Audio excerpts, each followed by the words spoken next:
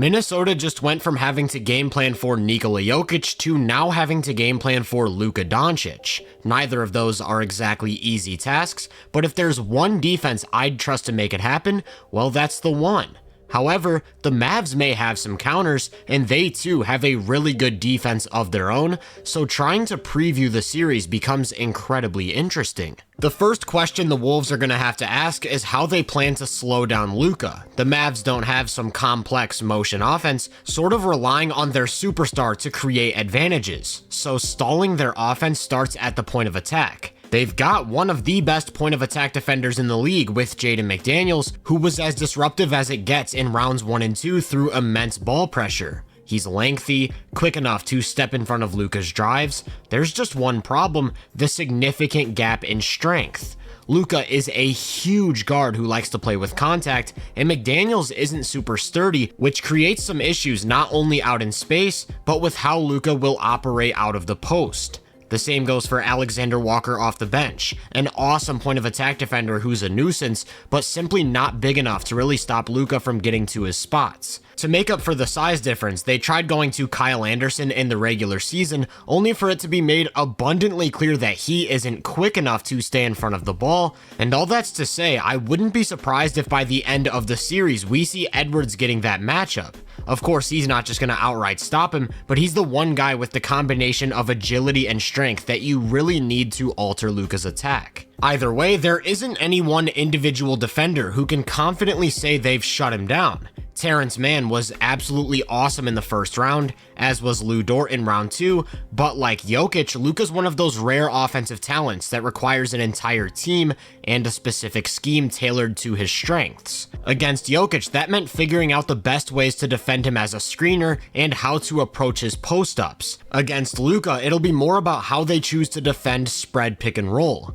With Gobert in the action, I fully expect him to primarily play in drop coverage. Whoever they decide to go with at the point of attack, all of their options can navigate screens and stick with Luka to run him off the line, which would mean that the in-between game is the key. I'd argue that in the past, he's shown to be one of the best in-between players, not just in the league today, but in NBA history, using his frame to put defenders in jail and getting to his spots. This all hinges on Luka being Luka though. He's been dealing with that knee injury and doesn't seem to have the same pop, and against Minnesota's defense, that will really be tested. I don't think Luka can get by just playmaking in the way he has in rounds 1 and 2. Against the Wolves, he'll have to be a volume scorer who then passes to counter certain rotations. Like here, Ant sinks from the weak side corner. That's a standard read, although Jones doesn't knock it down. Gobert's arguably the best drop defender ever, so the coverage makes sense. But when he's not on the floor and either Cat or Reed is instead in the action, they don't have nearly the same effect. So in those situations, I'd expect them to jump out to the level of the screen. This is where that paint starts to become more vulnerable, and the coverage behind the play has to be razor sharp. If Luka draws 2 and that weak side help is even a fraction of a second late, either Lively or Gafford is turning into high quality offense at the rim. And another interesting wrinkle is that through the first 2 rounds, Minnesota hasn't played a true vertical threat at the 5. Dallas has 2 of the best, so we'll have to see how they handle lobs. If they can execute the coverage to get the ball out of Luka's hands while bringing that third guy over early, they'll be able to force Dallas's bigs into making decisions out of the short roll. And those bigs are going to be tested, so we'll have to wait and see if they can consistently take advantage of these situations or if the Mavs have to come up with an adjustment.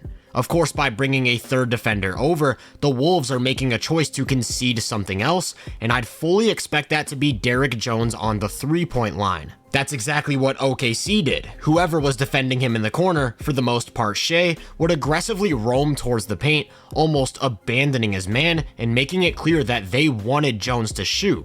The only problem is that in games 5 and 6, he shot a combined 7 of 11 from 3 on his way to a 20-point per game average. The playoffs are all about getting hot at the right time, especially in the case of role players, and it's worth noting that over the last 3 seasons, he's made just 37% of his wide open threes, below the league average. So can he sustain that hot shooting? Does he come back to earth? Does he regress even more? These are the unanswerable questions, but I'd expect the Wolves to take some of of the same gamble that the Thunder did, just not as blatantly. With that said, I don't think the Mavs will be able to rely on role players scoring as much as they could in the last round. Minnesota's defensive personnel is just on another level, especially in terms of size and athleticism, which is why I'd argue that the biggest X factor in this series is the scoring of Kyrie Irving. Same thing, the Wolves have to choose their matchup, and if McDaniel starts on Luka, I'd bet it's Edwards on Kyrie, who has shown to be capable one-on-one. So what Dallas did in the regular season is they threw him in every single screening action you can think of, giving Kyrie space to get wherever it is he wants to go. And this is tough to scheme for because he has that quick hitting pull-up jumper, which at times is the ultimate counter to Gobert's drop. How the Thunder tackled this was by simply not playing a drop. They had Chet coming up to the level of most screens. Oftentimes they'd trap Kyrie in isolation before he could even start his attack, and that led to a much different Irving than we'd ever seen. He was in a playmaking mode, initiating offense with the intention of drawing help and finding the open man, then when absolutely needed, he'd take over as a scorer. That's not a bad thing, I just don't think it's an option in this series. He has to be the aggressor, taking advantage of even the smallest windows like here where the switch is a touch late and he's got some space to step into a three. He needs to be especially aggressive when he sees a matchup he likes. Every time he got the switch onto Mike Conley in the regular season, he took him straight to the post for some back to the basket work, and it'll be really interesting to see how Minnesota handles the Conley problem in general. He's their one small guard, but you absolutely don't want him guarding Kyrie, so it creates sort of a dilemma. In the OKC series, PJ Washington consistently took advantage of mismatches, either shooting right over the top of them when spotting up, or taking them into the post where he showed off another layer to his game. I wouldn't want Conley having to defend that, so the only other option is Derrick Jones Jr. The thing with that is the Mavs love using Jones as a screener, which would mean that Conley's having to defend in the primary action. You absolutely don't want him switching on to Luka because that's a disaster waiting to happen, which means he'll be forced into coverages such as a show and recover or a trap, and that's a good way for the Mavs to create advantages. Like I said with the bigs, it'll come down to whether or not Jones can maximize those situations, and I'd argue he did a very good job against the Thunder. Overall though, I think there are several keys to this series when it comes to the Mavs offense. What version of Luka are we seeing, and can he give you a semi-efficient 30-point average? Out of pick and roll, will the bigs be able to make decisions out of the short roll when needed? If they're leaving Derrick Jones, Josh Green, or whoever it may be alone on the perimeter, can those guys knock down crucial shots? Can Kyrie enter a scoring mode and be the aggressor? And finally, will they be able to attack Conley's lack of size? As for the other side of the ball, the Mavs don't have anyone who can stay in front of Ant. Shout out to Derrick Jones, shout out to PJ, none of these guys can contain Ant off the dribble. Well, that also applied to Shea, and they did a good job of slowing that offense down, so can't they do the same here? Well, against the Thunder, they could completely pack the paint, playing off of shooters like Giddey, Dort, Wiggins, who couldn't make the defense pay for leaving them open. The thing with Minnesota is they don't have that weak link. Who are you going to leave open? McDaniels? Reed? Conley? Literally every player in their rotation is an above average spot up shooter, so I'm not sure they can apply the same concepts. Rather, I think it'll be a lot more dribble penetration, late help, than forcing Ant to be a decision maker. And in these spots, the Wolves will be tested in a way that they haven't in this run. Just think about their first two opponents and who they started at center. Now look at Gafford and Lively. The verticality and overall athleticism is simply on another level, giving them significantly better resistance at the rim. And I'm not exclusively talking about the fives. Guys like Jones and Washington have shown to be more than capable of rotating down as well, so Edwards and Towns won't be walking into layups anymore. Another thing the Mavs really like to do is go zone, so it'll be interesting to see how the Wolves counter those looks because again, it just isn't something they've had to deal with yet. I wonder if they can force Ant into being more of a jump shooter than he wants to be, and whether or not he can sustain high enough pull-up shooting numbers to keep the offense afloat. I also think he'll be seeing a lot more drop coverage than in previous rounds, and I'd expect the Wolves to adjust by using Cat or Reed as the screener due to their threats on the pop.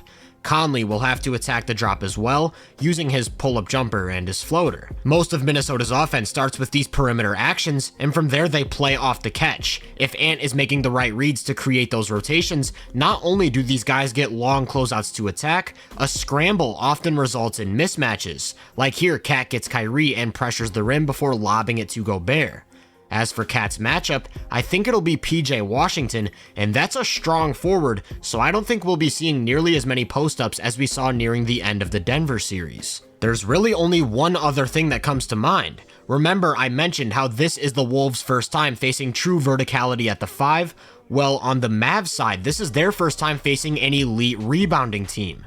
Minnesota has absolutely cleaned the glass on both ends of the floor, which is one way Dallas was taking advantage of their opponents. That is completely nullified, if not turned into a weakness, which will be something to track over the course of this series. In totality, I wish we had more of a sample to go off of between these two teams. They only faced twice with Luka in the lineup, both of which were before the Mavs made those big trades. One of them was played without Kyrie, the other without Lively, so basically what I'm getting at is this may as well be a blank slate.